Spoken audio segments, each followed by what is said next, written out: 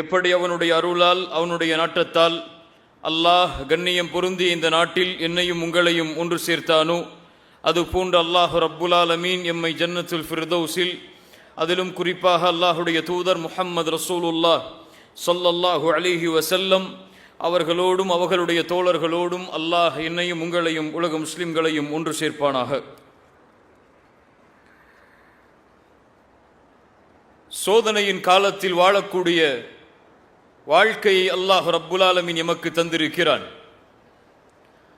அல்லாஹுடைய தூதர் முஹம்மது ரசூலுல்லாஹ் ஸல்லல்லாஹு அலைஹி வஸல்லம் அவர்களுடைய சுன்னாவை பற்றி, அவர்களுடைய சுன்னாவிற்கு இருக்கக்கூடிய அந்தஸ்தை பற்றி அல்லாஹுடைய தூதர் முஹம்மது ரசூலுல்லாஹ் ஸல்லல்லாஹு அலைஹி வஸல்லம் யார் அந்த சுன்னாவின் உரிமையாளரோ அவரை பற்றி இந்த சோதனையான காலத்தில் பேசுவது இந்த முஸ்லிம் சமூகத்தின் மீது கடமையாக்கப்பட்டிருக்கிறது. இந்த சமூகத்திலே இருக்கக்கூடிய சிலர் அல்லாஹுடைய தூதர் ஸல்லல்லாஹு அலைஹி வஸல்லம் அவர்களுடைய சுன்னாவிற்கு கொடுக்கக்கூடிய முக்கியத்துவத்தை நாம் பார்க்கிறோம். இந்த சமூகத்திலே சிலர் கூறுகிறார்கள், குர்ஆன் மட்டும் போதும், ஏன் சுன்னா? குர்ஆனில்தான் எல்லாம் முழுமையாக விவரிக்கப்பட்டிருக்கும் போது ஏன் சுன்னாவிற்கு நாம் முக்கியத்துவம் கொடுக்க வேண்டும்? சுன்னாவில் தஈஃப் உண்டு, மௌது உண்டு. அதனால் இது போன்ற குழப்பங்களில் இருந்தெல்லாம் வெளியேறி குர்ஆனை மட்டும் பின்பற்றினால் போதும் என்று இந்த முஸ்லிம் சமூகத்தில் சிலர் பேசுவதை பார்க்கிறோம். இன்னும் சிலர் குர்ஆனும் வேண்டும், சுன்னாவும் வேண்டும், ஆனால் எங்களுடைய முதல் முக்கியத்துவம் குர்ஆனுக்கு தான். அந்த குர்ஆனுடைய வசனத்தோடு சுன்னாவுடைய நபிமொழிகள் மோதினால், அல்லது எங்களுடைய அறிவுக்கு அந்த சுன்னாவுடைய நபிமொழிகள் பொருந்தவில்லை என்றால் அதை மறுப்போம், அதை நிராகரிப்போம் என்று சொல்லக்கூடிய மக்களும் இந்த சமூகத்திலே வாழக்கூடிய நிலைமையில் இந்த சுன்னாவை பற்றி முழுமையான கல்வியை தேடுவது இந்த முஸ்லிம் சமூகத்திலே இருக்கக்கூடிய எம் மீது கடமைதான். இந்த சமூகத்திலே வாழக்கூடிய பலருக்கு சுன்னா என்றால் என்னவென்று தெரியாது. சுன்னா என்பதனுடைய விளக்கத்தை எம்மிலே பலர் அறியவில்லை. இன்னும் எதுவெல்லாம் சுன்னா, எதையெல்லாம் அல்லாஹ்வுடைய தூதர் ஸல்லல்லாஹு அலைஹி வஸல்லம் அவர்களுடைய வாழ்க்கையிலிருந்து நாம் பின்பற்ற வேண்டும் என்ற கல்வி எம்மிலே பெரும்பான்மையான மக்களுக்கு மிக குறைவுதான். முதலாவதாக அல்லாஹ்வுடைய தீனில் சுன்னா என்றால் என்ன, அதற்கு எம்முடைய அறிஞர்கள் கொடுக்கக்கூடிய முக்கியத்துவம் என்ன, விளக்கம் என்ன என்பதை பற்றிய அறிவை முதலாவதாக நாம் தேடிக்கொள்ள வேண்டும். சுன்னா என்ற அரபி வார்த்தைக்கு அரபி மொழியின் விளக்கம் ஹிய தரீகா மஹ்மூதா அவ் மஸ்மூமா. ஒரு சுன்னா என்றால் அது ஒரு பாதை. அது அனுமதிக்கப்பட்ட பாதையாகவும் இருக்கலாம், அல்லது தடுக்கப்பட்ட பாதையாகவும் இருக்கலாம். எந்த பாதையாகவும் அது இருக்கலாம், அது அமையலாம். அதைத்தான் அரபி மொழியில் சுன்னா என்று சொல்லுவார்கள். இஸ்லாமிய மார்க்கத்துடைய விளக்கத்தின்படி, அல்லாஹுடைய தீனுடைய விளக்கத்தின்படி சுன்னா என்றால் ஹதீஸ் கலையுடைய அறிஞர்கள், ஹதீஸை ஒன்று சேர்க்கக்கூடிய ஆராயக்கூடிய ஹதீஸ் அடிப்படை கல்வியின் அறிஞர்கள் சொல்கிறார்கள், சுன்னா என்றால் அல்லாஹுடைய தூதர் முஹம்மது ரசூலுல்லாஹ் ஸல்லல்லாஹு அலைஹி வஸல்லம் அவர்களுடைய வார்த்தை, அது கவுல் வ அமல். மேலும் அல்லாஹுடைய தூதர் ஸல்லல்லாஹு அலைஹி வஸல்லம் அவர்களுடைய செயல், மேலும் அல்லாஹ்வுடைய தூதர் ஸல்லல்லாஹு அலைஹி வஸல்லம் அவர்களுடைய அங்கீகரிப்பு, மேலும் அல்லாஹ்வுடைய தூதர் ஸல்லல்லாஹு அலைஹி வஸல்லம் அவர்கள் படைக்கப்பட்ட முறை, மேலும் அல்லாஹ்வுடைய தூதர் ஸல்லல்லாஹு அலைஹி வஸல்லம் அவர்களுடைய குணம், மேலும் அல்லாஹ்வுடைய தூதர் ஸல்லல்லாஹு அலைஹி வஸல்லம் அவர்களுடைய வாழ்க்கை. இதுதான் ஹதீஸ் கலை அறிஞர்களுடைய விதியில் சுன்னா என்பது. மேலும் சொல்கிறேன், மீண்டும் சொல்கிறேன், சுன்னா என்பது அறிஞர்கள் மத்தியில் பல வித்தியாசமான கருத்துகளோடு புரிந்து கொள்ளப்படுவதுதான். எப்படி ஃபிக்ஹ் கலையுடைய அறிஞர்கள், மார்க்க சட்டத்தின் அறிஞர்கள் சுன்னாவிற்கு ஒரு வரைவிலக்கணம் சொல்லுவார்கள். இன்னும் மற்ற துறையுடைய அறிஞர்கள் சில வரைவிலக்கங்களை சொல்லுவார்கள். ஆனால் ஹதீஸ் கலையுடைய அறிஞர்கள் சுன்னாவிற்கு சொல்லக்கூடிய விளக்கம் அல்லாஹ்வுடைய தூதருடைய சொல், அல்லாஹ்வுடைய தூதருடைய செயல், அல்லாஹ்வுடைய தூதர் ஸல்லல்லாஹு அலைஹி வஸல்லம் அங்கீகரித்தது, அல்லாஹ்வுடைய தூதர் ஸல்லல்லாஹு அலைஹி வஸல்லம் அவர்கள் படைக்கப்பட்ட முறை, அவர்களுடைய குணம், அவர்களுடைய வாழ்க்கை, இவை அனைத்தையும் தான் சுன்னா என்ற வார்த்தை உள்ளடக்கும் என்று அறிஞர்கள் சொல்லுகிறார்கள். கண்ணியத்துக்குரியவர்களே, அல்லாஹ்வுடைய தூதர் ஸல்லல்லாஹு அலைஹி வஸல்லம் பேசிய அனைத்தும் சத்தியம். அல்லாஹுவை பற்றி, அல்லாஹ்வுடைய தீனை பற்றி அல்லாஹ்வுடைய தூதர் ஸல்லல்லாஹு அலைஹி வஸல்லம் வெளிப்படுத்திய அனைத்தும் சத்தியம் என்பதை நாம் நம்பிக்கை கொள்கிறோம். வமா யன்திகு அனில் ஹவா இன் ஹுவ இல்லா வஹ்யு யூஹா. அல்லாஹ்வுடைய தூதர் ஒருபோதும் மனோ இச்சையில் பேச மாட்டார்கள். அல்லாஹ்வுடைய தூதர் ஒன்றை பேசினால் அது அல்லாஹ்வின் புறத்திலிருந்து வந்த வஹ்யாகவே அமையும் என்பதை நாம் நம்பிக்கை கொண்டிருக்கிறோம். அல்லாஹ்வுடைய தூதர் மனோ இச்சையால் பேச முடியாது. அல்லாஹ் சொல்கிறான், நபியே, நாம் சொல்லாத விஷயத்தை நீங்கள் இந்த மக்களுக்கு வெளிப்படுத்தி இருந்தால் உங்களுடைய வலக்கரம் பிடிக்கப்பட்டு உங்களுடைய நாடி, உயிர் நாடி நரம்பை நாம் தரித்திருப்போம். அதிலிருந்து, அந்த செயலை செய்வதிலிருந்து எம்மை யாரும் தடுக்க முடியாது என்று அல்லாஹ் ரப்புல் ஆலமீன் அவனுடைய புத்தகம் அல் குர்ஆனிலே நபிக்கு சொல்கிறான். அல்லாஹ்வுடைய தூதர் ஸல்லல்லாஹு அலைஹி வஸல்லம் அவர்கள் மனோ இச்சையால் பேசுபவர்கள் அல்ல. அவர்கள் பேசுகின்ற அனைத்தும் சத்தியம், பேசுகின்ற அனைத்தும் வஹீதான். அப்துல்லா இப்னு உமர் ரலியல்லாஹு அன்ஹு, அப்துல்லா இப்னு அம்ர் ரலியல்லாஹு அன்ஹு அவர்கள் சொல்லுகிறார்கள், அல்லாஹ்வுடைய தூதர் ஸல்லல்லாஹு அலைஹி வஸல்லம் அவர்களிடமிருந்து செவியேற்கக்கூடிய அனைத்தையும் எழுதக்கூடியவனாக நான் இருந்தேன். அதை மனனம் செய்ய நாடினேன்.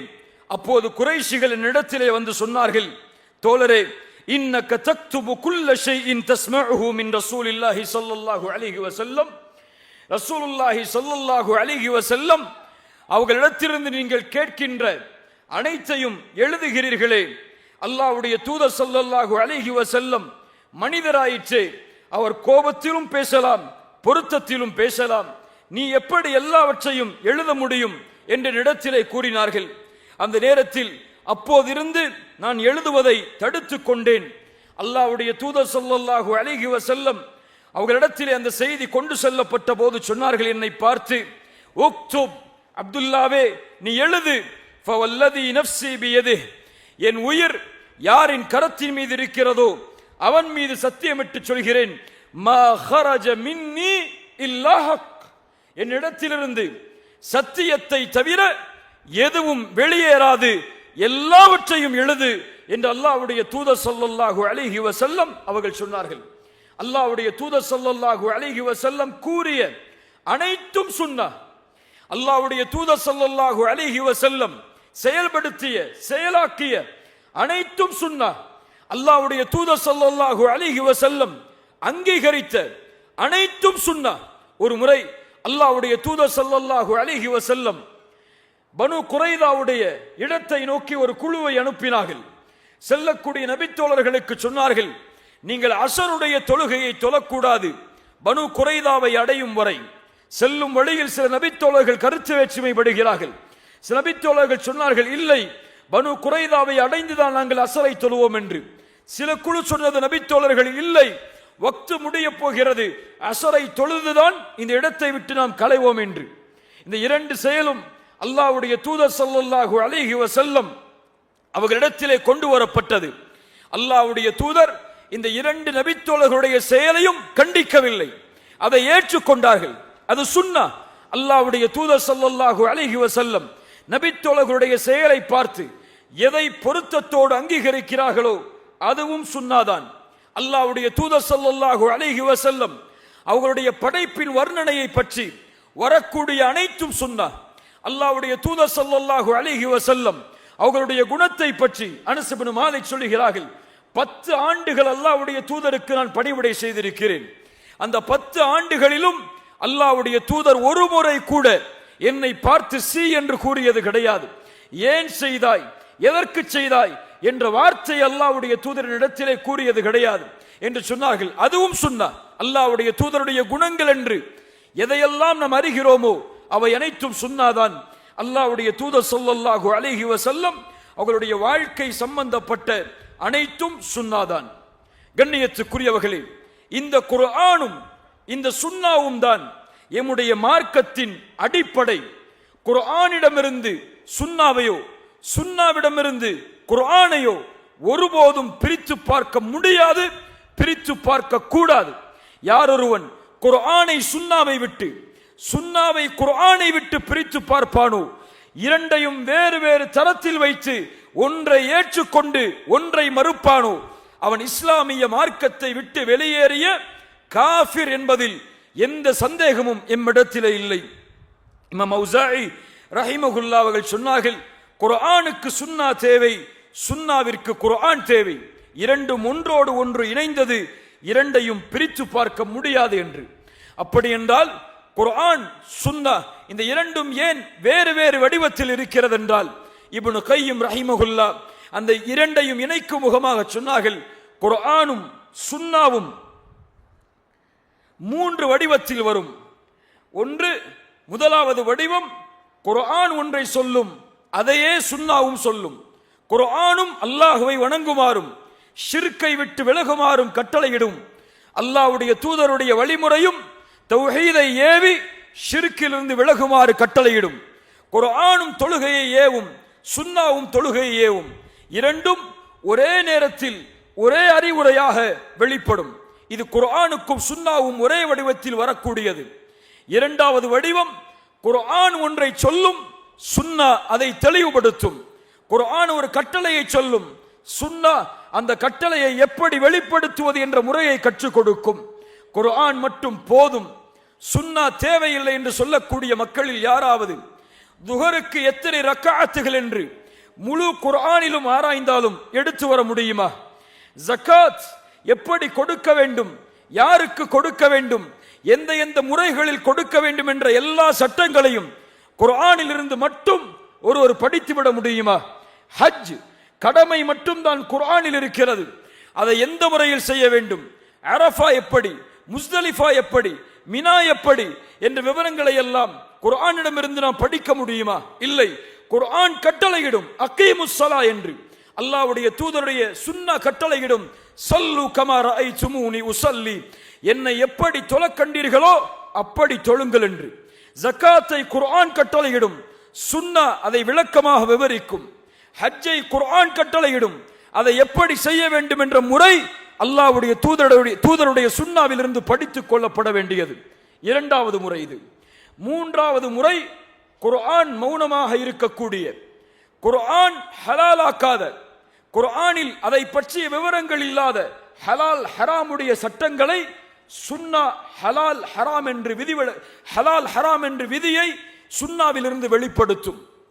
அல்லாஹ் ரப்புல் ஆலமீன் எப்படி குர்ஆனில் ஒன்றை அனுமதிக்கப்பட்டது, அனுமதிக்கப்படாதது என்று அல்லாஹ் கூறினானோ, அது போன்று சுன்னாவிலும் குர்ஆன் மௌனமாக இருக்கக்கூடிய சில விஷயங்களை அல்லாஹ்வுடைய தூதர் ஹராம் என்றும் ஹலால் என்றும் தெளிவுபடுத்துவார்கள். இந்த சட்டத்தை கொடுக்கக்கூடிய உரிமையை அல்லாஹ் வஹீயுடைய கல்வியை கொண்டு அல்லாஹ்வுடைய தூதர் முஹம்மது ரசூலுல்லாஹ் ஸல்லல்லாஹு அலைஹி வஸல்லம் அவர்களுக்கு அல்லாஹ் ரப்புல் ஆலமீன் கொடுத்திருந்தான். குர்ஆனுடைய வசனம் அதை நமக்கு தெளிவுபடுத்துகிறது.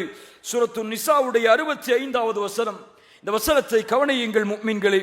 ஃபலா வரப்பிக லா யுமினூன், அல்லாஹ் சொல்கிறான். மேலும் இல்லை, வரப்பிக, அல்லாஹ் தன் மீது சத்தியம் செய்யக்கூடிய குர்ஆனுடைய விசேஷமான இடங்களில் இந்த வசனமும் ஒன்று. நபியே, இறைவனின் மீது இறைவன் சத்தியம் செய்கிறான். லா யுமினூன், அவர்கள் முஃமின்களே ஆக முடியாது, அவர்கள் முஃமின்களே கிடையாது. யார் அவர்கள்? அல்லாஹ் நிறுத்திவிட்டான அப்படியே அல்லாஹ் சொல்கிறான் அவர்கள் யார் என்பதை. ஹத்தா யுஹக்கிமூக, நபியே உங்களை அவர்கள் தீர்ப்பாளராக ஆக்கி, உங்களை நீதிபதியாக தீர்ப்பை கொடுப்பவராக ஆக்கி, எதில்? ஃபீமா ஷஜர பைனஹும், அவர்களிடத்திலே ஏற்படுகின்ற பிரச்சனைகளில், அவர்களிடத்திலே ஏற்படுகின்ற குழப்பங்களில், அது இப்போது இருக்கக்கூடிய குழப்பமாக இருக்கலாம், வரப்போகின்ற குழப்பங்களாக இருக்கலாம், அதைத்தான் ஷஜர என்ற வார்த்தை உள்ளடக்கி இருக்கிறது. எந்த குழப்பமாக இருந்தாலும் அவர்களிடத்தில் ஏற்படக்கூடிய அந்த பிரச்சனைகளில் நபியே உம்மை அவர்கள் தீர்ப்பாளராக ஆக்கி, ثُمَّ لَا يَجِدُوا فِي أَنفُسِهِمْ حَرَجًا مِمَّا قَضَيْتَ, நீங்கள் தீர்ப்பளித்த ஒன்றில் அவர்கள் பிரச்சனை என்று வந்த விஷயத்தில் நீங்கள் ஒன்றை தீர்ப்பளித்து அவர்களுடைய உள்ளம் அதை எந்த சஞ்சலமும் இல்லாமல் எந்த மறுப்பும் இல்லாமல் அதை ஈமான் கொள்ளாத வரை வயுசல்லிமு தஸ்லீமா அல்லாஹ் சொல்கிறான். அரபி மொழியின் அழகிய வார்த்தையில் வயுசல்லிமு தஸ்லீமா, தொடர்ச்சியாக அதற்கு அடிபணிந்தவர்களாகவே அவர்கள் இருக்கும் வரை அவர்கள் முஃமின்களாக மாற முடியாது என்று குர்ஆன் சொல்கிறது. அல்லாஹ் சொல்கிறான் மேலும், வமா கான லிமுஃமினின் வலா முஃமினத்தின் இதா கதல்லாஹு வரசூலுஹு அம்ரா ஐயகூன லஹுமுல் கியரத்து மின் அம்ரிஹிம். அல்லாஹும் அல்லாஹ்வுடைய தூதரும் ஒன்றை தீர்ப்பளித்து விட்டால் முஃமின்களாக இருக்கக்கூடிய ஆணுக்கும் பெண்ணுக்கும் எந்த அதிகாரமும் இல்லை அதில் வேறொரு தேர்ந்தெடுப்பை தங்களுடைய வாழ்க்கைக்காக அவர்கள் தேர்ந்தெடுப்பதற்கு. வமை யஅஸில்லாஹ வரசூலஹ், அல்லாஹ்விற்கும் ரசூலுக்கும் யார் மாறுபட்டு நடந்தார்களோ அவர்கள் தெளிவான வழிகேட்டில் இருப்பவர்கள் என்று அல்லாஹ்வுடைய புத்தகம் அல் குர்ஆன் எமக்கு தீர்ப்பை சொல்லுகிறது. கண்ணியத்துக்குரியவர்களே, மேலே கூறிய இந்த வசனங்கள் எதை எமக்கு விளக்குகிறது? குர்ஆன் அல்லாஹ்வுடைய வஹி, சுன்னா அல்லாஹ்வுடைய வஹி. குர்ஆனுக்கு எந்த முக்கியத்துவத்தை ஒரு முஃமின் கொடுக்க வேண்டுமோ அதே முக்கியத்துவத்தை தான் சுன்னாவிற்கும் ஒரு முஃமின் கொடுக்க வேண்டும்.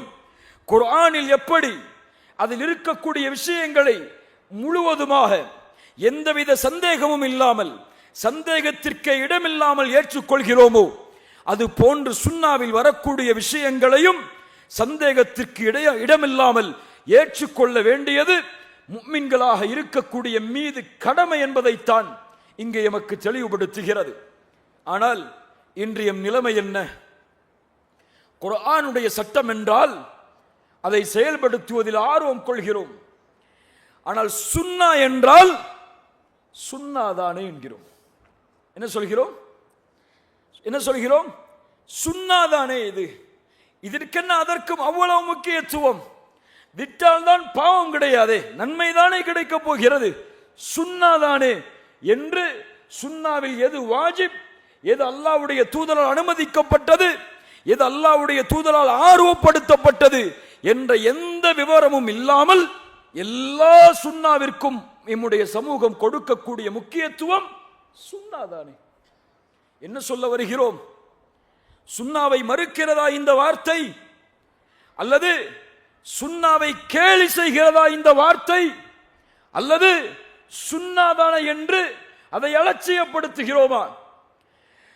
சுன்னாவை அலட்சியப்படுத்துவதும் சுன்னாவை மறுப்பதும் சுன்னாவை விட்டு தூரமாவதும் சுன்னாவை நேசிக்காமல் இருப்பதும் அல்லாஹ்வுடைய தூதரை நேசிக்காமல் இருப்பதற்கும் அல்லாஹ்வுடைய தூதரை வேறொரு கண்ணியமில்லாத பார்வையில் பார்ப்பதற்கும் இரண்டும் ஒன்றுதான். யார் ஒருவன் சுன்னாவை மதிக்கிறானோ அவன் அந்த சுன்னாவின் உரிமையாளரையும் மதிக்கிறான். யார் சுன்னாவை நேசிக்கிறானோ அவன் சுன்னாவின் உரிமையாளரையும் நேசிக்கிறான் என்பதுதான் அர்த்தம். அல்லாஹ் ரப்புல் ஆலமீன் அதைத்தான் சொல்கிறான்.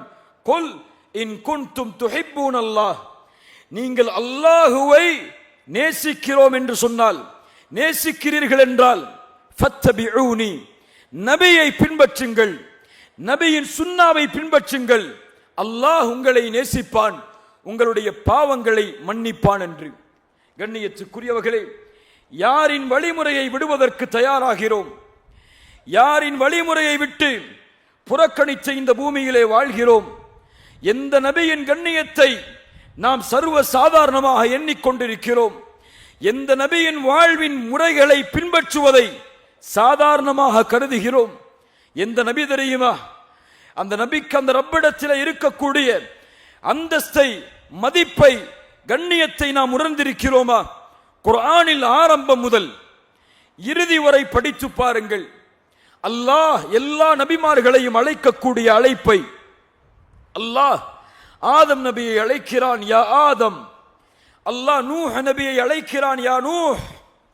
அல்லாஹ் இப்ராஹீமை அழைக்கிறான், யா இப்ராஹீம்.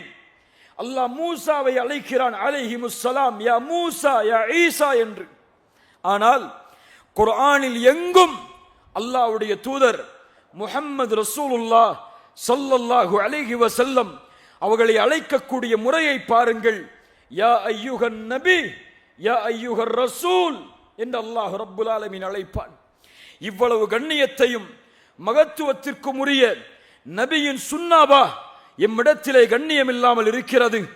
எந்த நபியின் கண்ணியத்தை நாம் சர்வ சாதாரணமாக எண்ணிக்கொண்டிருக்கிறோமோ, எந்த நபியின் சுன்னாவை பின்பற்றுவதை நாம் சாதாரணமாக கருதுகிறோமோ, அந்த நபி இந்த சமூகத்தில் இல்லை என்றால் குன்தும் கைர உம்மா, நீங்கள் சிறந்த சமூகம் என்ற ஒரு பெயரை அல்லாஹ் ரப்புல் ஆலமீன் எம்முடைய சமூகத்திற்கு அல்லாஹ் வழங்கி இருப்பானா? எந்த நபியின் வாழ்வை நாம் புறக்கணிக்கிறோம்? தொழுகையில் ஒரு முறை இப்ராஹிம் அலைஹிஸ்ஸலாம் தன்னுடைய சமூகத்தை குறித்து அல்லாஹ்விடத்திலே முறையிட்ட வசனத்தை ஓதினார்கள்.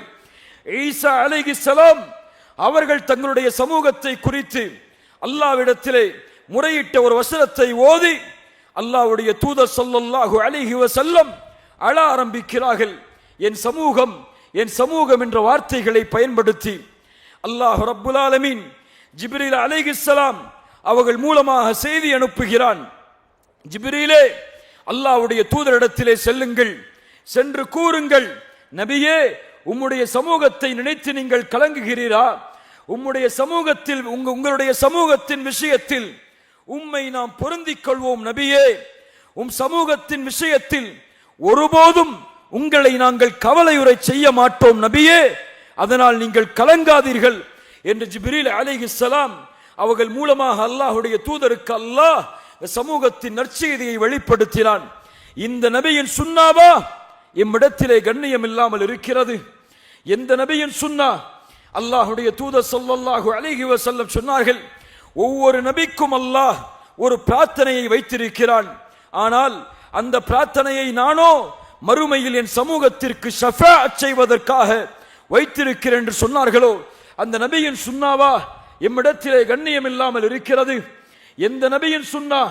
நாளை மறுமையில் எல்லோரும் அவரவர்களின் நிலைமையை எண்ணி வருந்தும் பொழுது, தந்தையை விட்டு தாய், தாயை விட்டு தந்தை, பெற்றோர்களை விட்டு பிள்ளைகள், நண்பர்கள், மனைவிகள் என அவரவர்களின் நிலைமையை நினைத்து செல்லும் பொழுது, நபிமார்கள் கூட மனிதர்கள் எல்லோரும் அவர்களிடத்திலே வந்து நிற்கும் பொழுது, என் இறைவன் கோபத்தோடு இருக்கிறான், இது போன்ற கோபத்தை அல்லாஹ் இதற்கு முன்னாலும் இருந்ததில்லை, இதற்கு பின்னாலும் இருக்க போவதில்லை என்று கூறி, நஃப்சி நஃப்சி நஃப்சி, என் நிலைமை, என் நிலைமை, என் நிலைமை என்று ஆதம் அலைஹிஸ்ஸலாம் வருந்தும் பொழுது, நூஹ் அலைஹிஸ்ஸலாம் வருந்தும் பொழுது, இப்ராஹிம் அலைஹிஸ்ஸலாம் வருந்தும் பொழுது, மூசா அலைஹிஸ்ஸலாம் வருந்தும் பொழுது, ஈசா அலைஹிஸ்ஸலாம் வருந்தும் பொழுது, இத்ஹபு இலா கைரி என்று எல்லோரும் அந்த மக்களை அந்த இடத்திலிருந்து அப்புறப்படுத்தும் போது, முஹம்மது ரசூலுல்லாஹ் ஸல்லல்லாஹு அலைஹி வஸல்லம் அன லஹா அன லஹா என்று கூறியவர்களாக அல்லாஹ்வுடைய அர்ஷுக்கு முன்னால் சுஜூதில் விழுந்து அல்லாஹ்வை புகழ்ச்சியின் வார்த்தைகளால் புகழ்வார்கள். அதற்கு பிறகு அல்லாஹ் ரப்புல் ஆலமீன் மஹ்ஷரில் தூதரை அழைப்பான். யா முஹம்மத் இர்ஃபா ரஅஸக் சல் துஅதா வஷ்ஃபா துஷஃபா, முஹம்மதே உங்களுடைய தலையை உயர்த்துங்கள், நீங்கள் கேளுங்கள், நான் கொடுக்கிறேன், நீங்கள் சிபாரிசு செய்யுங்கள், உங்கள் சிபாரிசை அங்கீகரிக்கிறேன் என்ற அந்த தூதரிடத்தில் அல்லாஹ் கட்டளையை பிறப்பிக்கும் போது அந்த தூதர் தலையை உயர்த்தி என்ன சொல்லுவார்கள் தெரியுமா? முஹம்மதின் சமூகமே ஸல்லல்லாஹு அலைஹி வஸல்லம் கேளுங்கள். அல்லாஹ்விடத்திலே முறையிடுவார்கள், யா ரப் உம்மதி உம்மதி, என் ரப்பே என் சமூகம் என் சமூகம் என்று அல்லாஹ்வுடைய தூதர் ஸல்லல்லாஹு அலைஹி வஸல்லம் அல்லாஹ்விடத்திலே முறையிடுவார்களே, அந்த நபியின் வழிமுறையா? அந்த நபியுடைய சுன்னாவா எமக்கு கண்ணியம் இல்லாத தோற்றத்தில் எம்முடைய வாழ்க்கையில் இருக்கிறது. அல்லாஹ் ரப்புல் ஆலமீன் எம்மை பாதுகாப்பானாக. கண்ணியத்துக்குரியவர்களே, நபித்தோழர்கள் அல்லாஹ்வுடைய தூதரோடு தங்களுடைய வாழ்க்கை முழுவதையும் ஒப்படைத்தவர்கள். அந்த நபித்தோழர்கள் இந்த சுன்னாவிற்கு கொடுத்த முக்கியத்துவம் என்ன தெரியுமா? அல்லாஹ்வுடைய தூதருடைய ஒவ்வொரு வார்த்தையையும் பாதுகாப்பதற்கு அவர்கள் செய்த தியாகம் என்ன தெரியுமா? அபூ ஹுரைரா ரலியல்லாஹு அன்ஹு 7வது ஹிஜ்ரியுடைய ஆண்டில்தான் இஸ்லாமிய மார்க்கத்தை ஏற்கிறார்கள். அல்லாஹ்வுடைய தூதரோடு அவர்கள் வாழ்ந்ததோ 3 ஆண்டுகள் தான்.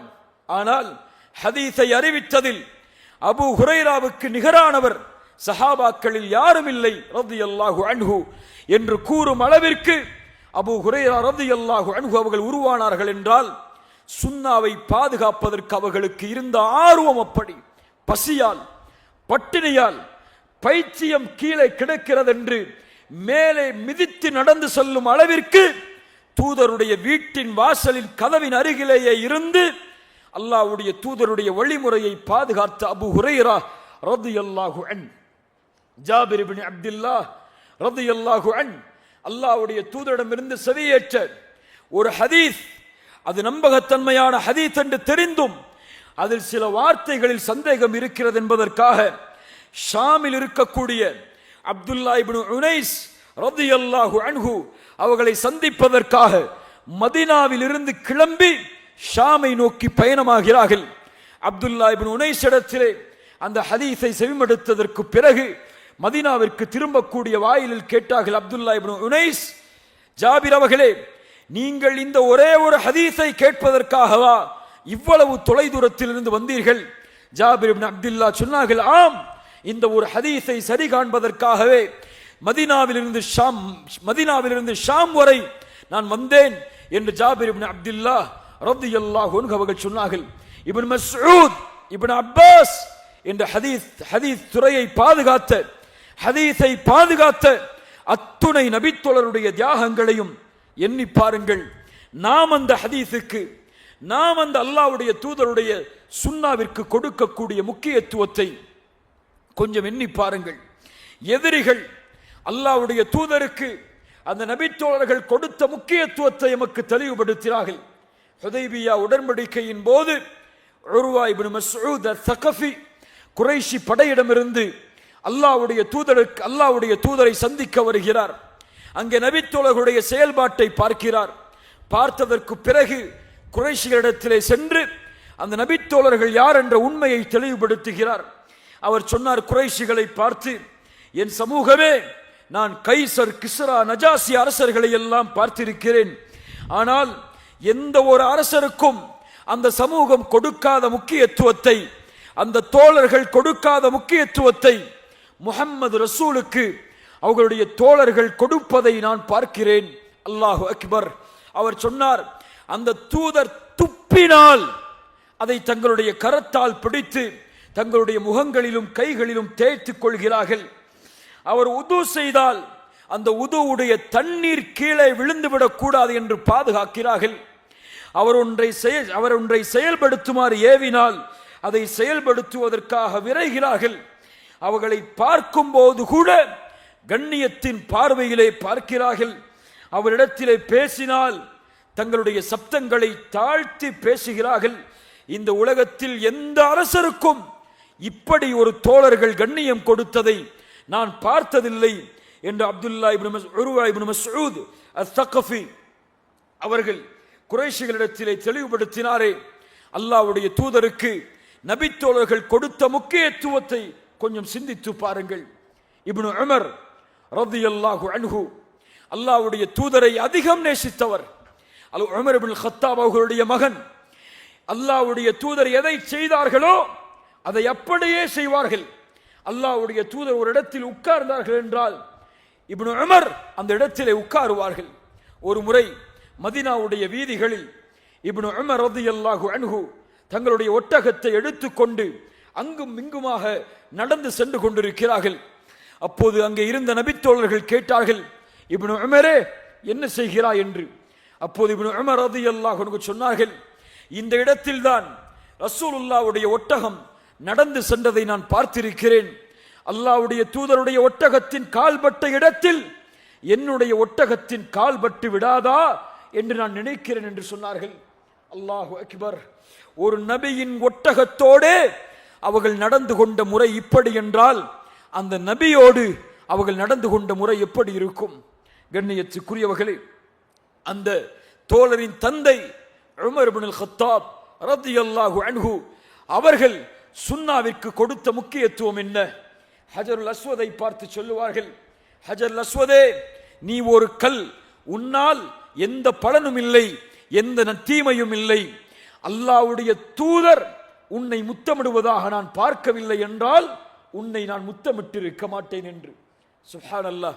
அந்த உமர் இப்னுல் கத்தாப் ரலியல்லாஹு அன்ஹு அவர்கள் மரண படுக்கையில் இருக்கிறார்கள்.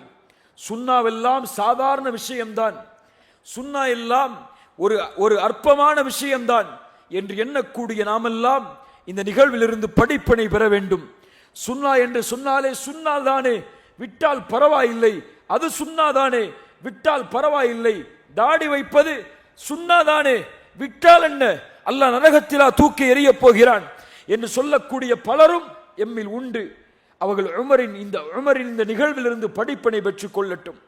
உமர் இப்னுல் கத்தாப் ரலியல்லாஹு அன்ஹு மரண படுக்கையில் இருக்கிறார்கள். ஒரு தோழர் வருகிறார், வந்து உமரை புகழ்கிறார். புகழ்ந்து கொண்டு அந்த இடத்திலிருந்து கிளம்பி செல்கிறார். உமர் இப்னுல் கத்தாப் ரலியல்லாஹு அன்ஹு கண் விழித்து அந்த தோழர் நடந்து செல்லும் பாதையை பார்க்கிறார்கள். அவருடைய ஆடையோ இந்த பூமியை எப்படியே உராசி கொண்டு செல்கிறது. உமர் அவர்கள் மரண படுக்கையில் குடலெல்லாம் வெளியே வந்து எது குடித்தாலும் வெளியேறும் அளவிற்கு இருக்கக்கூடிய நிலைமை, தங்களுடைய இறுதி நேரத்தை எண்ணக்கூடிய அந்த நிலைமையில் அந்த தோழரை மீண்டும் அழைத்து வருமாறு சொன்னார்கள். அந்த தோழரை இடத்திலே அழைத்து வாருங்கள். அந்த தோழர் வந்ததற்கு பிறகு சொன்னார்கள், இப்ன அகி, என் சகோதரனின் மகனே, இர்ஃபா ஸௌபக், உன் ஆடையை உயர்த்திக்கொள்.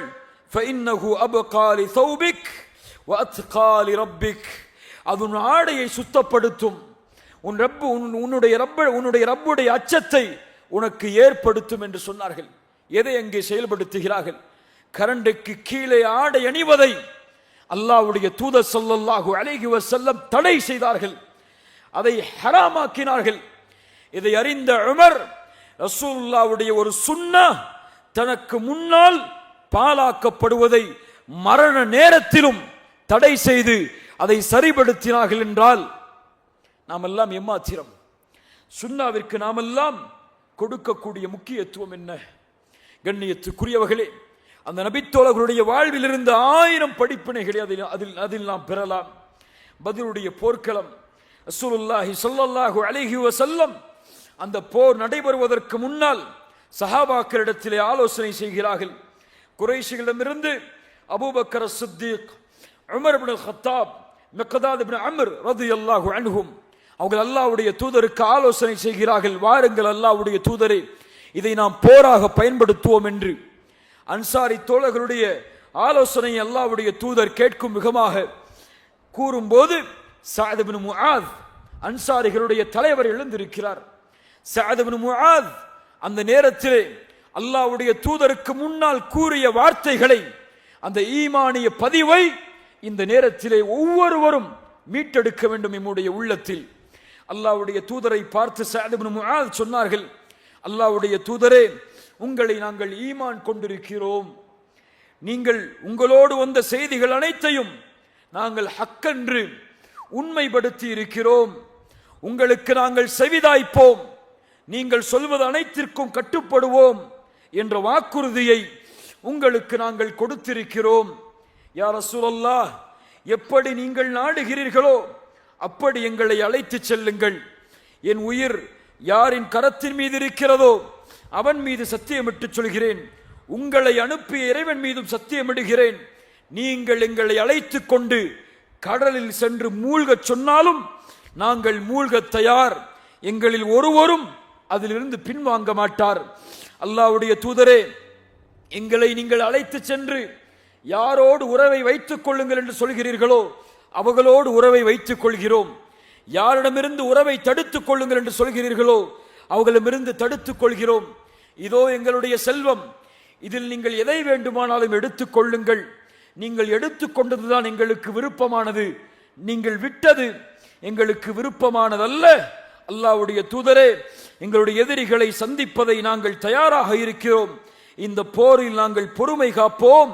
அல்லாஹ் ரப்புல் ஆலமீன் எங்கள் மூலமாக உங்களுடைய கண்ணின் குளிர்ச்சியை ஏற்படுத்துவான், அல்லாஹ்வுடைய பரக்கத்தோடு எங்களை அழைத்து செல்லுங்கள் என்று சஅத் இப்னு முஆத் ரலியல்லாஹு அன்ஹு அல்லாஹ்வுடைய தூதர் ஸல்லல்லாஹு அலைஹி வஸல்லம் அவர்களிடத்திலே வெளிப்படுத்தினார்கள். இந்த நபித்தோழர்களிடத்திலே இருந்த சுன்னாவின் ஆர்வம் எம்முடைய வாழ்க்கையில் உண்டா? அல்லாஹ்வுடைய தூதருடைய செயல்பாடுகளை பற்றி கேள்விப்படும் போது அதை செயல்படுத்தக்கூடிய முறையில் உண்டா என்பதை கொஞ்சம் சிந்தித்து பாருங்கள். அல்லாஹ்வுடைய தூதர் ஸல்லல்லாஹு அலைஹி வஸல்லமுடைய வழிமுறைகள் எங்கே எமது வாழ்க்கையில் என்ற ஒரு பட்டியலை எடுங்கள், எதுவும் இருக்காது. அல்லாஹ் ரப்புல் ஆலமீன் நம்மை பாதுகாப்பானாக. கியாமுல் லைல், இரவுடைய வணக்கம், தூதருடைய வழிமுறை, நபிமார்களின் வழிமுறை, அல்லாஹுவை ஈமான் கொண்ட முஃமின்களின் வழிமுறை. ஆனால் ஒருவருக்கு இரவிலே விழித்திருப்பதற்கு வாய்ப்பு இருந்தால் கூட கியாமுல் லைலை தொழுவதற்கு அவருடைய மனம் வருவதில்லை. ஏன்? சுன்னாதானே. ஒரு நாளில் 12 ரக்அத்தை யார் ஒருவன் தொழுவானோ, ஃபர்தான கடமையான வணக்க வழிபாடுகளோடு, அவருக்கு அல்லாஹ் சொர்க்கத்திலே ஒரு மாளிகையை அமைப்பான், வீட்டை அமைப்பான். ரசூலுல்லாஹி ஸல்லல்லாஹு அலைஹி வஸல்லம் அவர்களுடைய சுன்னாவிலிருந்து நாம் கேள்விப்பட்ட பிறகும் எம்மிலே பலர் அதை தொழக்கூடிய வழக்கம் உள்ளவர்களாக இல்லை. ஏன்? சுன்னாதானே, விட்டால் என்ன?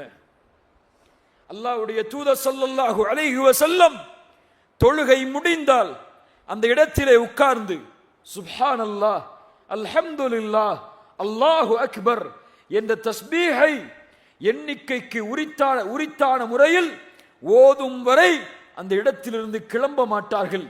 ஆனால் இன்று சலாம் கொடுத்தாலே உலக தேவையை நோக்கி செல்கிறோம். ஏன் இந்த செயலை விடுகிறோம்? சுன்னாதானே, விட்டால் என்ன? இன்னும் சிலர், ஏன் பலரும் கூட சுன்னாவை தங்களுடைய முகத்தில் கொண்டிருப்பார்கள், சுன்னாவை தங்களுடைய ஆடையில் கொண்டிருப்பார்கள், சுன்னாவை தங்களுடைய தோற்றத்தில் கொண்டிருப்பார்கள். ஆனால் வாழ்க்கையில், குணத்தில் சுன்னா கிடையாது. குடும்பத்தார்கள் மத்தியில் அவர் யார்? சுன்னாவை பின்பற்றுபவரா? ரசூலுல்லாஹ் ஸல்லல்லாஹு அலைஹி வஸல்லம் சொன்னார்கள், ഖൈറുക്കും ഖൈറുക്കും லிஅஹ்லிஹி வ அனா ഖൈറുக்கும் லிஅஹ்லி. உங்களில் சிறந்தவர் உங்களுடைய குடும்பத்தாரிடத்தில் சிறந்தவர், நானோ என் குடும்பத்தாரிடத்தில் சிறந்தவர் என்று ரசூலுல்லாஹ் ஸல்லல்லாஹு அலைஹி வஸல்லம் அவர்கள் சொன்னார்கள். எம்மில் எத்துணை பேர் எம்முடைய மனைவிமார்களிடத்தில் சிறந்தவர்கள்? எம்முடைய மனைவியோடு நாம் நடந்து கொள்ளும் கூடிய முறையில் சுன்னா கிடையாதா? ரசூலுல்லாஹ்வுடைய வழிமுறை கிடையாதா? எம்முடைய பெற்றோர்களோடு நாம் நடந்து கொள்ளக்கூடிய முறையில், எம்முடைய வியாபாரத்தோடு நாம் நடந்து கொள்ளக்கூடிய முறையில், எம்முடைய பேச்சில் எங்கே சுன்னா? ரசூலுல்லாஹ் பொய் பேசியது கிடையாது. ஆனால் நபியின் வழிமுறையை பின்பற்றக்கூடிய நாம் பொய் பேசுகிறோம். ரசூலுல்லாஹ் புறம் பேசியது கிடையாது. நபியின் வழிமுறையை பின்பற்றக்கூடிய நாம் புறம் பேசுகிறோம். ரசூலுல்லாஹ் ஒருவருடைய உள்ளத்தை காயப்படுத்தியது கிடையாது. ஆனால் நாம் பேசினாலே பிறருடைய உள்ளம் காயப்படுகிறது. ரசூலுல்லாஹ் ஒருவரை தாழ்வான பார்வையில் பார்த்தது கிடையாது. ஆனால் எம்மில் பலர் எம்மை விட ஒருவர் தாழ்வான முறையில் இருந்தால், எதில் இருந்தாலும் அவரை கீழே வைத்து பார்க்கிறோம். இப்படி எம்முடைய குணத்தில், எம்முடைய செயலில், எம்முடைய அன்றாட வாழ்க்கையில் ரசூலுல்லாஹி ஸல்லல்லாஹு அலைஹி வஸல்லம் அவர்களுடைய சுன்னா எங்கே பேணப்படுகிறது? கண்ணியத்துக்குரியவர்களே, ஒரு சமூகத்தில் சுன்னா பேணப்படவில்லை என்றால், நபியின் வழிமுறை பேணப்படவில்லை என்றால், அந்த சமூகத்தில் பிதஅத்துகள் நன்மையாக கருதப்படும். நபித்தோழர்களுடைய வார்த்தை அது. ஆம், சுன்னா பேணப்படாத சமூகம் பிதஅத்தை பேணி பாதுகாக்கும். பார்க்கிறோமா இல்லையா?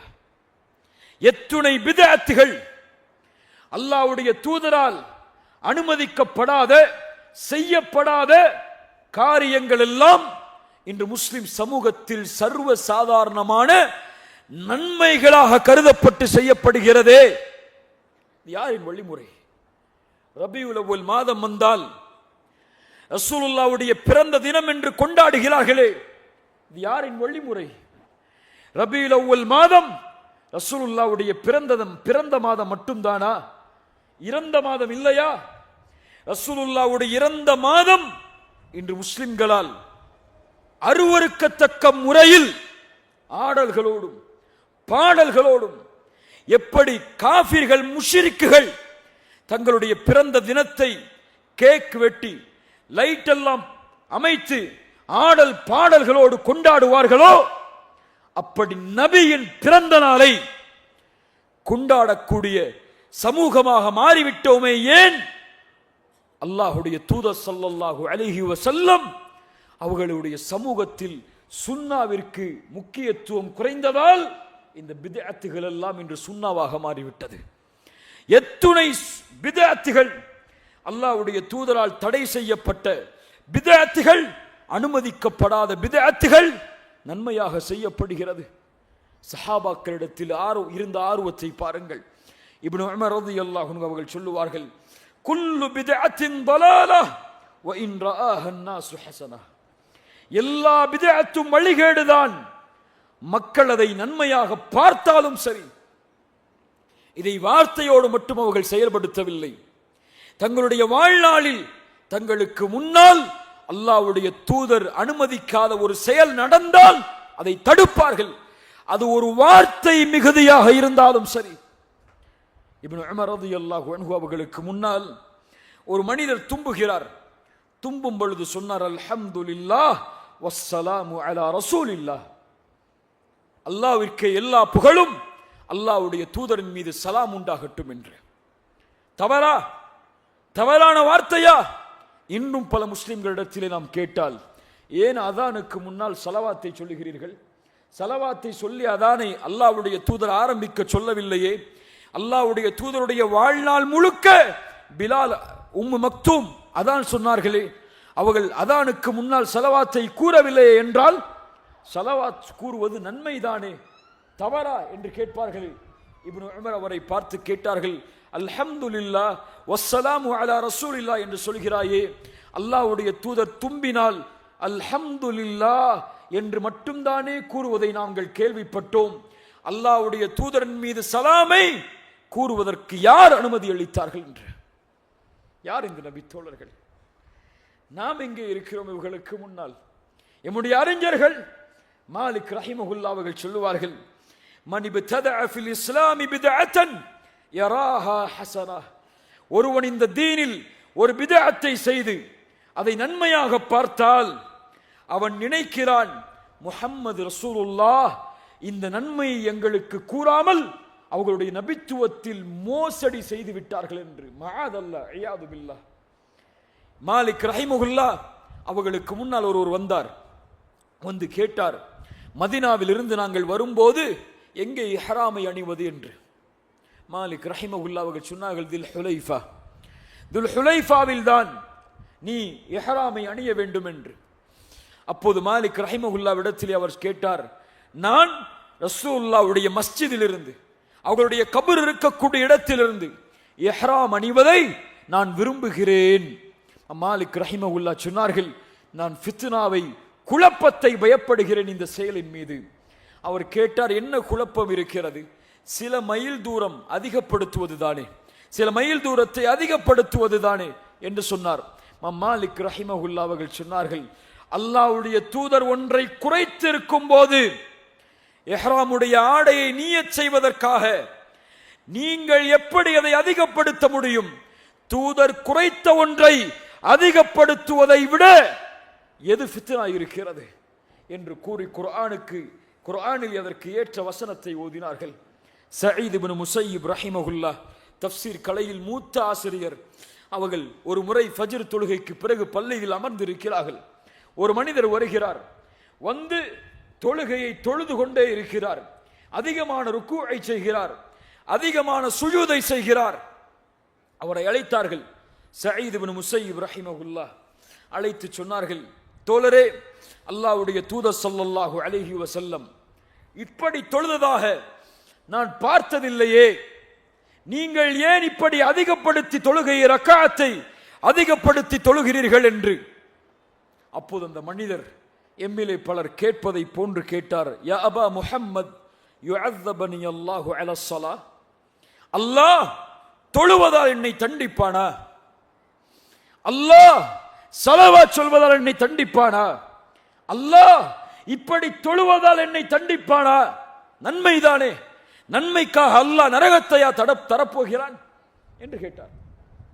அந்த அறிஞர் அழகிய முறையில் சொன்னார், லா யா அஹி, அப்படி அல்ல சகோதரரே, அல்லாஹ் நீ தொழுவதால் தண்டிக்க மாட்டான், வலாக்கின் யுஅذிபுக அலா ஹிலாஃபிஸ் சுன்னஹ், சுன்னாவிற்கு மாற்றம் செய்வதால் அல்லாஹ் உன்னை தண்டிப்பான். தொழுவதால் தண்டனை கிடையாது, ஸலவாத் சொல்வதால் தண்டனை கிடையாது. ஆனால் அது செய்யப்பட வேண்டிய முறையில் செய்யப்படாததால், அது அல்லாஹ்வுடைய தூதரால் அமைக்கப்பட்ட முறையில் அமைக்கப்படாததால், மாற்றமாக நடந்தால் அல்லாஹ் ரப்புல் ஆலமீன் தண்டனையை கொடுப்பான் என்று சொன்னார்கள். அல்லாஹு அக்பர். அதைத்தான் சுஃபியானு ஸௌரி ரஹிமஹுல்லாஹ் அவர்கள் சொல்லுவார்கள், அல் பித்அத்து அஹப்பு இல ஷைத்தானி மினல் மஅசியா. பித்அத் ஷைத்தானுக்கு பாவத்தை விட விருப்பமானது. ஏன் தெரியுமா? லிஅன்னல் மஅசியத யுதாபு மின்ஹா.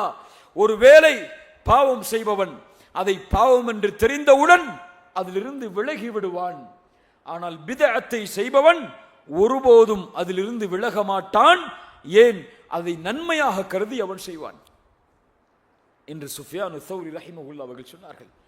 இந்த பித்அத்துகள் எல்லாம் இந்த சமூகத்தில் மலிந்ததன் காரணம் சுன்னah செயல்படுத்தப்படாதது.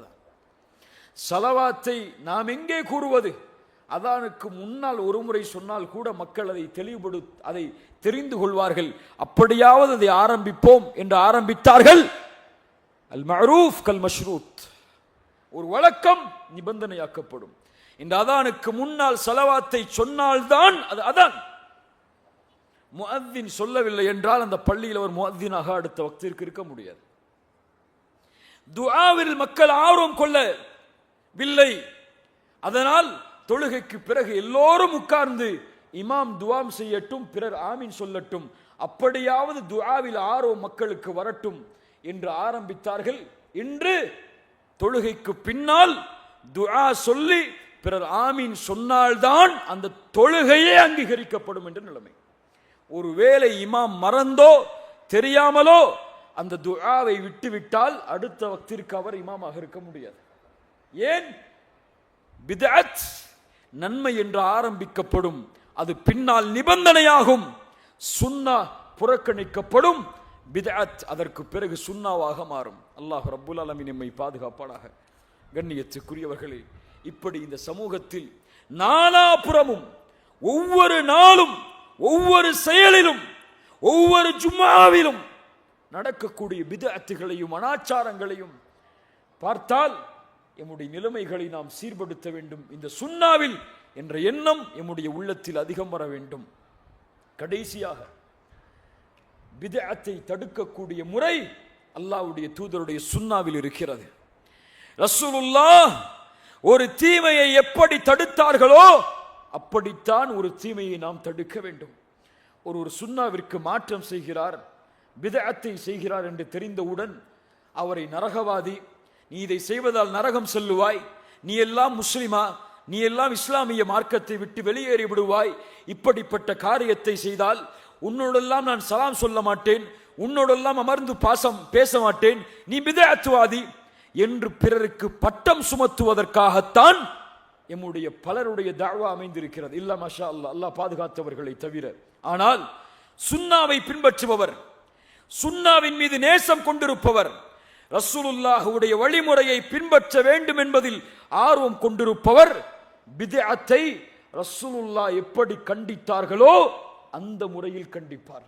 கண்ணியத்தோடு அவரை அணுகி, அன்போடு அவரை அணுகி, எனக்கு கிடைத்த நேர்வழி அவருக்கும் கிடைக்க வேண்டும் என்ற ஆசையில் அவரை அணுகி, குர்ஆன் சுன்னாவுடைய ஆதாரங்களை முன்வைத்து கண்ணியத்தோடும் பாசத்தோடும் அன்போடும் பரிவோடும் அவரை அழைப்பார். என்ற அந்த முறை இல்லாமல் கோபத்தோடும் விரோதத்தோடும் குரோதத்தோடும் அவரை கீழே தள்ளியே ஆக வேண்டும், அவரை தோற்றுவிட்டார் என்று ஒத்துக்கொள்ள வைக்க வேண்டும் என்பதற்காக இன்று சுன்னாக்கள் பரிமாறப்படுகிறது. அல்லாஹ்வுடைய தூதர் ஸல்லல்லாஹு அலைஹி வஸல்லம் அவர்கள் இமாமாக நின்று தொழுகை நடத்துகிறார்கள். ஒரு மனிதர் தும்புகிறார். அருகில் இருந்த முஆவியா இப்னு ஹக்கம் அஸ்-சுலமி ரலியல்லாஹு அன்ஹு அவர்கள் சொன்னார்கள், யர்ஹமுக்கல்லாஹ். தொழுகையில் ஒரு தும்பியவுடன் யர்ஹமுக்கல்லாஹ் என்று சொன்னார்கள். அப்போது அருகில் இருந்த தோழர்கள் அவரை கொஞ்சம் அவருடைய காலில் கொஞ்சம் தட்டினார்கள். அப்போது அவர் சொன்னார், உங்களுக்கெல்லாம் என்ன நேர்ந்தது? ஏன் எல்லோரும் என்னை பார்க்கிறீர்கள்? என்ன தொழுகையில் அவர் பேசுகிறார். அந்த நபித்தோழர் அல்லாஹுடைய தூதர் ஸல்லல்லாஹு அலைஹி வஸல்லம் தொழுகை முடிக்கிறார்கள்.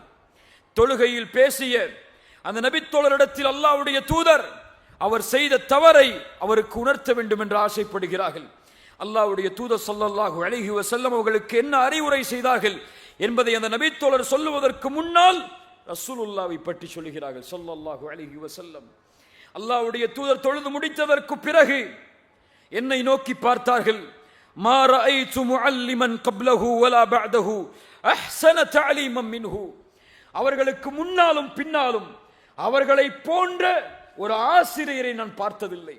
ஒரு தவறை பார்த்தால் நாம் அதை சரிபடுத்தக்கூடிய ஆசிரியராக மாற வேண்டும். அதை தீர்ப்பளிக்கக்கூடிய தீர்ப்பாளராக நாம் மாறக்கூடாது. இன்று நாம் செய்யக்கூடிய தவறு என்ன? ஒரு தவறை செய்தால், ஒரு தவறை பேசினால் உடனடியாக அவர் யார், எந்த இயக்கத்தை சார்ந்தவர், எந்த குழுவை சார்ந்தவர் என்ற ஒரு தீர்ப்பை சொல்கிறோம். அவ்வளவுதான். அந்த தவறை எப்படி சரி செய்ய வேண்டும், எப்படி அவரை அணுகினால் அவர் இதை சீர்படுத்திக் கொள்வார் என்ற எண்ணம் வருவதில்லை. ரசூலுல்லாஹி ஸல்லல்லாஹு அலைஹி வஸல்லம் அவர்களை பற்றி கூறுகிறார், மா கஹரனி, என்னை அல்லாஹ்வுடைய தூதர் வெறுக்கவில்லை, என்னை அடிக்கவில்லை, என்னை ஏசவில்லை. அல்லாஹ்வுடைய தூதர் என்னை பார்த்து சொன்னார்கள், தோழரே, இது தொழுகை. தொழுகை நிறைவேறாது, முழுமையாகாது மனிதர்களின் பேச்சை கொண்டெல்லாம், தஸ்பீஹை கொண்டு, தக்பீரை கொண்டு, குர்ஆனுடைய கிராத்தை கொண்டுதான் தொழுகை முழுமை பெறும் தோழரே என்று சொன்னார்கள். சுப்ஹானல்லாஹ். கண்ணியத்துக்குரியவர்களே, இன்று நாம் இஸ்லாமின் பக்க மக்களை அழைக்கும் போது அவர்களோடு கண்ணியத்தோடு, பண்போடு, பரிவோடு, எப்படியாவது அவர்களுக்கு சத்தியம் கிடைத்துவிட வேண்டும் என்ற எண்ணத்தில் அழைக்கிறோம். ஆனால் முஸ்லிம்களை அவர்களிடத்தில் இருக்கக்கூடிய பிதஅத்தை விட்டு விலகுமாறு அழைக்கும் போதும், அசத்தியத்தை விட்டு சத்தியத்திற்கு வருமாறு அழைக்கும் போதும் அந்த முறையை கையாளுகிறோமா என்றால் எம்மிலே பெரும்பான்மையான மக்கள் இல்லை. கடைசியாக ஒன்றை கூறி முடிக்கிறேன். அல்லாஹ் ரப்புல் ஆலமீன் கூறுகிறான், இத்ஹபா இலா ஃபிர்அவுன் இன்னஹு தகா. மூசா, ஹாரூனே அலைஹிமுஸ்ஸலாம், நீங்கள் ஃபிர்அவுனிடத்திலே செல்லுங்கள், அவன் வரம்பு மீறியவனாக இருக்கிறான். ஃபகூலா லஹு கௌலல் லையினா, அவனிடத்திலே மென்மையோடு பேசுங்கள். மூசா, ஹாரூன் அலைஹிமுஸ்ஸலாம், அவன் அதன் மூலமாக நினைவு பெறலாம், அல்லாஹ்வை அஞ்சியவனாக மாறலாம். கதாதா ரஹிமஹுல்லாஹ் இந்த வசனத்தை ஓதியவர்களாக சொன்னார்கள், சுப்ஹானல்லாஹ், என் இறைவன் எவ்வளவு மகத்துவம் மிக்கவன், என் இறைவன் எவ்வளவு பரிசுத்தம் மிக்கவன். சுப்ஹான ரப்பியல் அலா அன ரப்புக்குமுல் அலா, நான் தான் உயர்வான இறைவன் என்று சொல்லக்கூடிய ஃபிர்அவுனிடத்தில் சென்று மென்மையோடு பேசுங்கள் மூசா, ஹாரூன் என்று சொல்கிறானே, அப்படி என்றால் சுப்ஹான ரப்பியல் அலா என்று சுஜூதில் சொல்லக்கூடிய ஒரு முஃமின், ஒரு முஸ்லிம் தவறு செய்தால் அவரிடத்தில் நாம் எப்படி மென்மையோடு நடந்து கொள்ள வேண்டும்? அல்லாஹ் ரப்புல் ஆலமீன் நமக்கு தெளிவை தருவானாக. கண்ணியத்துக்குரியவர்களே, தீமையை தடுக்கக்கூடிய முறையும், பித்ஆவை தடுக்கக்கூடிய முறையும், அசத்தியத்தை விட்டு சத்தியத்தின் பக்கம் அழைக்கக்கூடிய முறையும் ரசூலுல்லாஹி ஸல்லல்லாஹு அலைஹி வஸல்லம் அழைத்த முறையோடு இருந்தால்தான் அதுவும் சுன்னாவுடைய அமலாக அல்லாஹ்விடத்தில் அங்கீகரிக்கப்படும். யார் இந்த வழியில் அல்லாஹ்வுடைய தூதர் ஸல்லல்லாஹு அலைஹி வஸல்லம் அவர்களை பின்பற்றி அந்த சுன்னாவை நிறைவேற்றுவதற்காக தங்களுடைய வாழ்வில் தங்களுடைய வாழ்நாளை கழித்தார்களோ, இவர்கள் செல்லக்கூடிய எல்லை இன்ஷா அல்லாஹ் ஹவுதில் அல்லாஹ்வுடைய தூதர் ஸல்லல்லாஹு அலைஹி வஸல்லம் அவர்கள் காத்திருப்பார்கள். இவர்களுக்காக அவர்களுடைய கரத்தால் இவர்களுக்கு தண்ணீரை குடிக்க கொடுப்பதற்காக. யார் ஒருவன் அதை அருந்துகிறானோ அதற்கு பிறகு அவருக்கு தாகமே ஏற்படாது. அல்லாஹ் ரப்புல் ஆலமீன் அப்படிப்பட்ட பாக்கியத்தை எமக்கு தருவானாக. சுன்னாவை எம்முடைய வாழ்வில் மகத்துவத்தோடும் கண்ணியத்தோடும் பின்பற்றக்கூடிய வாய்ப்பை அல்லாஹ் எமக்கு தந்து, யார் அந்த சுன்னாவின் உரிமையாளரோ அவரோடு நாளை மறுமையில் சொர்க்கத்தில் ஜன்னத்துல் ஃபிர்தௌஸில் வாழக்கூடிய வாய்ப்பை அல்லாஹ் எனக்கும் உங்களுக்கும் தந்தருள்வானாக. அகூலு கௌலி ஹாதா அஸ்தக்ஃபிருல்லாஹ் லீ வலக்கும். அஸ்ஸலாமு அலைக்கும் வரஹ்மத்துல்லாஹி வபரகாத்துஹு.